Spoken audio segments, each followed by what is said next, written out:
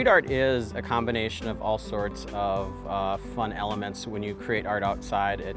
Public art, murals, chalk art on the sidewalk. It's fun when you can work within the public realm and people can watch your process.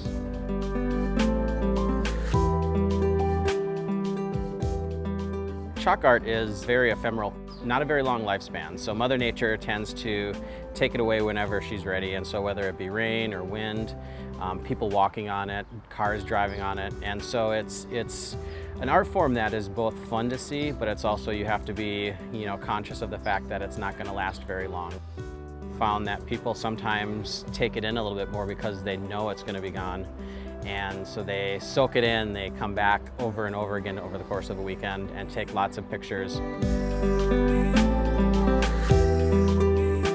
Being a muralist, you get to create for a little bit longer. I mean, sometimes murals don't have a forever lifespan because the building might be torn down, or they might build something in front of it, or a new owner takes over. And so in all aspects of street art, there is a timeline to it. It's not like, 300 years from now, it's still going to be on the side of the wall.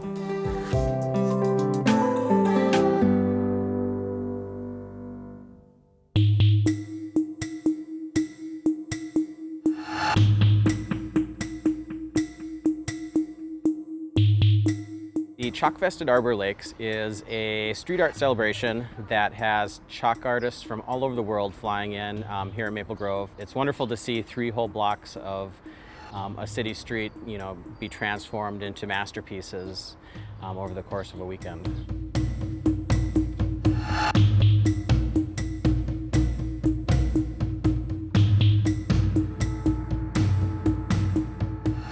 With Chalk-Vested Arbor Lakes here, I think one of the great things about it, as an art form, you don't get to see it up here in the northern part of the country as much as you see it in California and Florida.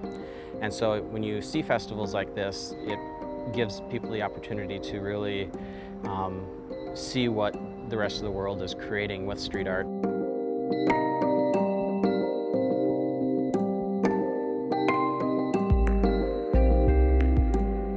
Well, the process of creating chalk art is different from artist to artist, but most artists come up with a concept, whether it's recreating 2D, or if you do the 3D where it looks like you're falling into the sidewalk.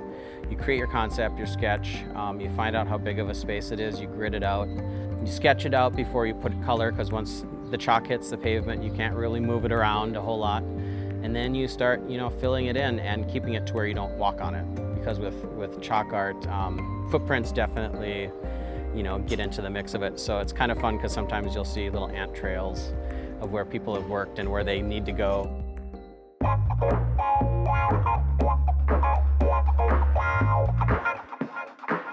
3D street art is an amazing vantage point type of art, to where it's something that if you don't look at it from a specific vantage point, it sometimes doesn't make sense because of how distorted it is. It takes a lot of math, a lot of kind of science, figuring out how is this angle going to work, and a lot more concepting ahead of time. But when people see it and they find that spot and they take that picture, it's a huge wow moment.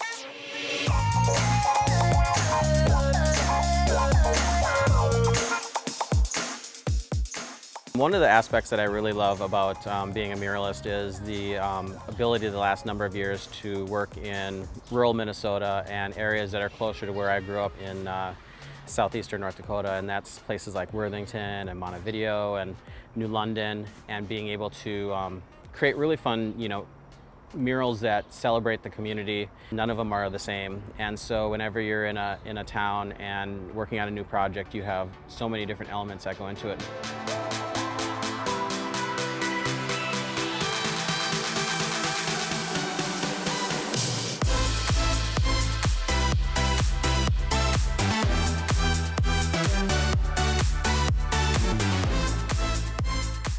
The mural at the Minnesota's largest candy store was a project that was absolutely amazing. To be able to bring in 7 other street artists and muralists that I knew to be able to work on a 5,000 square foot mural was fantastic. So the concept for the candy store mural was one that worked closely with the owners, Robert and Renee, and really wanted to make sure that parlayed their vision of what they wanted for that space.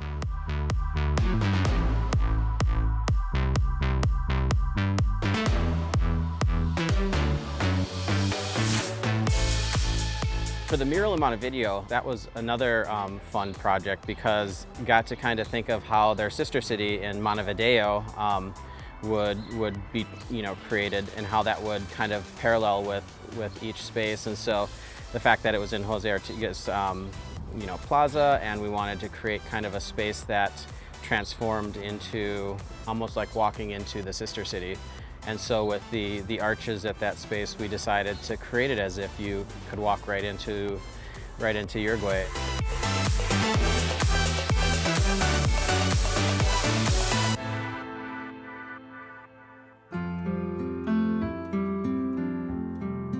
Well, chalk art as a journey as an artist has been kind of insane in a way. It's been one of those things that I never imagined, as a child making a mess with chalk on the sidewalk, that it would eventually turn into a career. To be able to travel all over the world, to make temporary pieces of art. Being stuck in a cubicle, I probably would have never experienced that.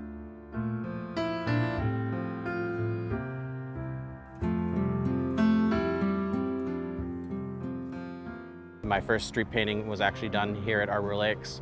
And this is where the first chalk festival that I started was. And so it's kind of a nice way to come back to where I began as an artist, 15 years ago in street art. Chalk art and street art definitely has given me a whole new family. It's one of those things that I never imagined, the group of artists that I would meet all over the globe. And that's one of the things that street art has completely changed my life, is just the base of family around the world.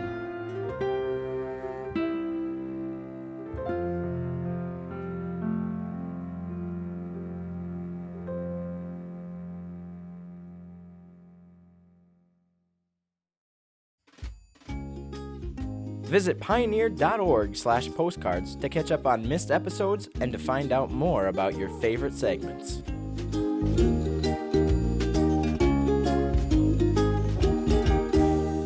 Postcards is made possible by the Minnesota Arts and Cultural Heritage Fund and the citizens of Minnesota.